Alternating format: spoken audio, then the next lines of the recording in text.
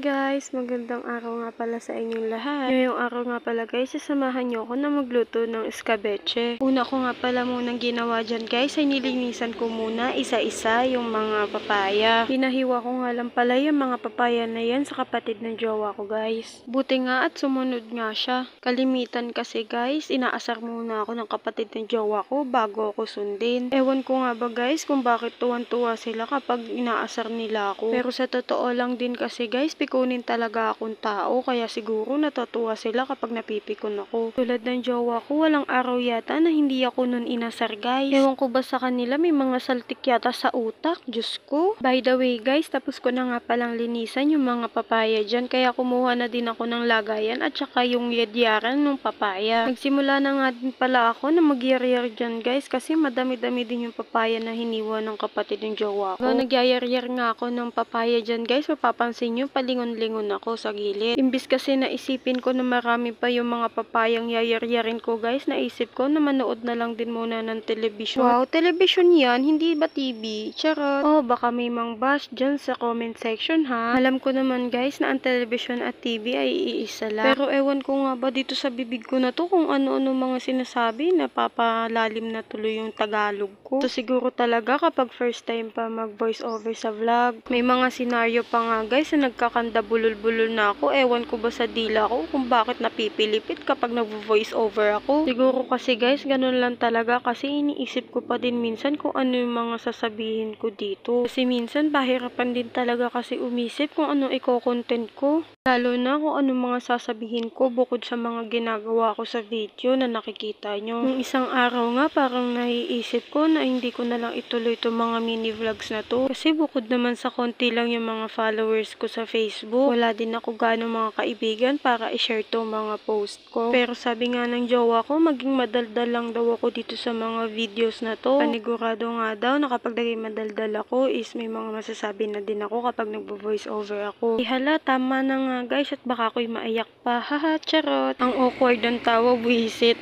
Sa puntong ito nga guys ay pinipigaan ko na yung mga nayariar ko ng mga papaya. Pag kasi talaga nagluluto kami ng escabeche, talagang pinipigaan namin para matanggal yung katas niya. Makikita nyo nga guys, ayan na yung mga napigaan ko doon sa papaya kanina. Yan lang din pala kadami yung mga nayariar ko mga papaya kanina guys. Kung makikita nyo nga, ganyan lang din dapat yung magiging texture ng papaya pagkatapos pigaan guys. Pagtapos nga lang pala guys, ay naghiwa lang din ako dyan ng bawang. Bawang na nga lang pala yung ilalagay ko dyan kasi naubusan na din kami ng sibuyas. Sa totoo lang din kasi guys, ang mahal-mahal na din talaga ng sibuyas ngayon. Kaya talagang kung ano yung meron na pwedeng ipanlahok sa uulamin namin dito sa bahay, yun na lang din yung mga nilalagay namin. Nga pala guys, nung mainit na nga pala yung kawali, naglagay na din ako dyan ng mantika. Pagkalagay ko nga lang dyan ng mantika guys, nung mainit na din yung mantika, nilagay ko na din yung bawang. Ginisa ko nga lang pala dyan yung bawang guys, hanggang sa maamoy ko na yung pinakang katas ng bawang. Maluto na nga yung bawang, ay nilagay ko na din yung mga niyar-yar ko mga papaya guys. Tapos kung ilagay nga yung mga papaya, ay minekos-mekos ko lang yan, saka ko nilagyan ng toyo guys. Katapos ko lang din lagyan ng toyo, nilagyan ko na lang din siya ng tubig guys. Tapos minekos-mekos ko lang din at nilagyan ko na rin ng magic syrup dyan guys. Pa nga sa magpapalasa nito ay kapag meron tayong mega sardines dyan, lalo na kapag maanghang. Pagkatapos ko nga lagyan ng mega sardines yan, ayan at nakikita nyo na minekos-mekos ko na yan guys. Pagtapos ko nga imekos-mekos yan guys, nilagyan ko na din yan ng dato puti suka. At syempre wala din katapusang magmekos-mekos yan guys para hindi matutong yung nasa ilalim. At nung nakita ko nga naluto na yan guys, ay tinanggal ko na din yan sa kalan. Ayan na nga guys, kain tayo. Salamat sa inyo. Bye!